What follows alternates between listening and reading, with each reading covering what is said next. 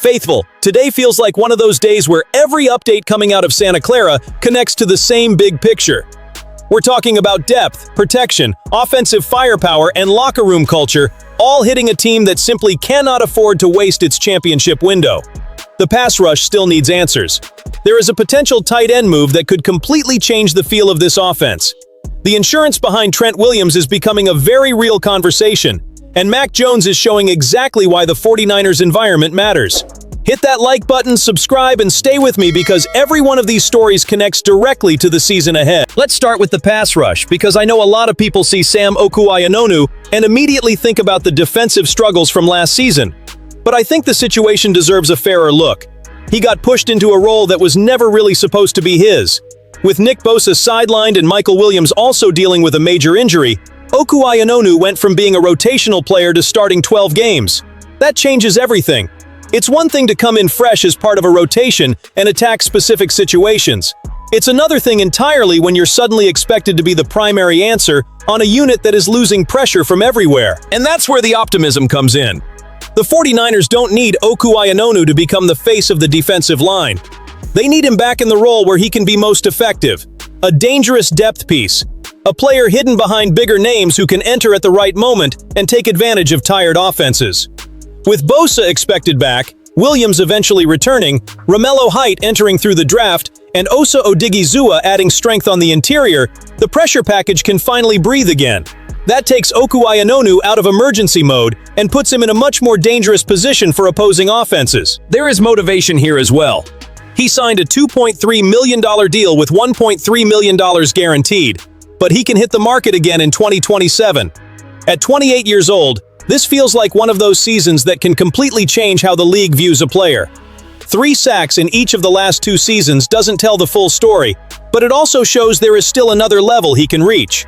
The Ronald Blair comparison feels right because Blair was never asked to be the headline.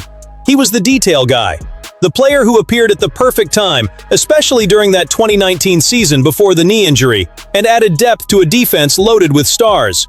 If Okuayinonu can get close to 5 sacks while working in that rotational role, that's a huge win. It's not flashy, it's not glamorous, it's depth. And depth is often what separates a defense that relies only on stars from one that can truly overwhelm teams in January. Now let's move to an idea that might not sound massive at first, but the more you picture it in Kyle Shanahan's offense, the more intriguing it becomes. The 49ers tight end situation isn't about George Kittle, not even close. Kittle remains a monster. He's an icon in this offense and one of the players who defines the team's identity. The real question is what happens when he's less than 100%, when defenses shift extra attention his way, or when San Francisco needs another reliable target in the middle of the field. That's where Evan Engram becomes a fascinating name to watch. He wouldn't be the traditional blocking tight end that many fans picture in a 49ers offense. And honestly, that's exactly why the idea is so interesting. Engram is a movement player, a receiving weapon, someone who can line up in multiple places, attack linebackers, and force defenses to think twice before crowding the middle against Kittle and Christian McCaffrey. His situation in Denver is what makes the conversation worth having. Engram is still viewed as the Broncos' top tight end, but that room also includes Adam Troutman, Nate Adkins, Lucas Krull, and younger players trying to establish themselves. When a team starts weighing veteran contracts, age, role, and long-term direction, those are the situations smart front offices monitor closely. Denver may very well keep him, but if that door ever opens, the 49ers should absolutely be paying attention. Because the fit is easy to imagine. Kittle attached to the line, McCaffrey drawing attention underneath, receivers stretching the defense vertically, and Engram moving around the formation, creating another matchup nightmare.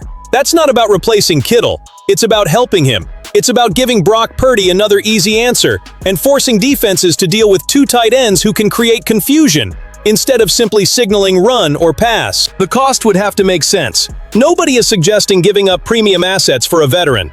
But if Denver became willing to listen, a mid-round pick, a package of later selections, or some creative discussion could be worth exploring. For a team trying to win right now, basic depth isn't enough. The 49ers need players who can alter the geometry of a defense. And speaking of protecting the offense, let's talk about something that could become one of the biggest stories of the season. Trent Williams turns 38 on July 19th, and every 49ers fan understands exactly what that means. In a perfect world, Trent stays healthy, dominates every week, and nobody ever has to think about the backup plan. But the NFL rarely works that way. When Williams wasn't available, San Francisco turned to Austin Pleasance, and the difference became obvious. Pleasance held up against Chicago, where the pass rush didn't create much pressure. But against Seattle, things looked very different.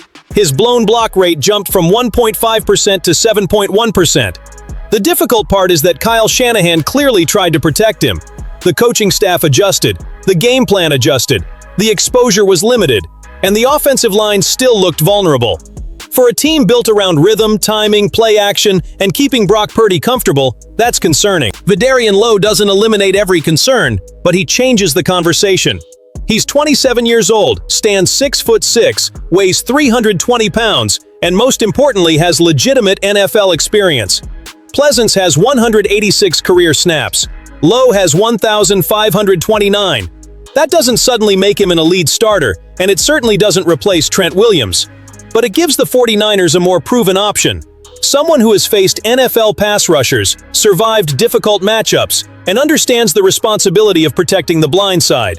The contract also says a lot. 2 years, $9.5 million, with $5.75 million guaranteed. That's meaningful money for a backup tackle. The 49ers even used void years to help manage the cap hit. The message is clear.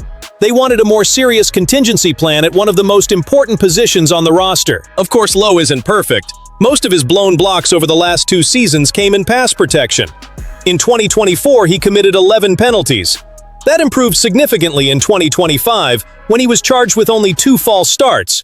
But some difficult performances against strong defensive fronts still exist on his resume. So the honest assessment is simple. You don't want Lowe handling the left side for months at a time. But if an emergency happens, he provides peace of mind that wasn't there before. And sometimes a strong plan B is exactly what keeps a championship season alive. The final story shifts the focus, but not the importance. Because sometimes what holds a roster together isn't a sack, a contract, or a block. Sometimes it's culture. Mac Jones appeared on Bussin' with the Boys and made it very clear that he's experiencing something different in San Francisco. He talked about the food, the equipment staff, the friendships throughout the building, teammates spending time together away from football, and ultimately described the entire experience as a family. If you watched Mac Jones last season, that doesn't sound scripted. He looked relaxed, he looked happy, he laughed on the field, laughed off the field, stepped in when Brock Purdy was hurt, and genuinely looked like he was enjoying football again. That matters because before arriving in San Francisco, his football life was shaped by Alabama under Nick Saban and New England under Bill Belichick. 2 legendary programs, 2 winning cultures, but also 2 environments built around structure, discipline, and constant pressure. This isn't criticism of either Saban or Belichick. Their accomplishments speak for themselves.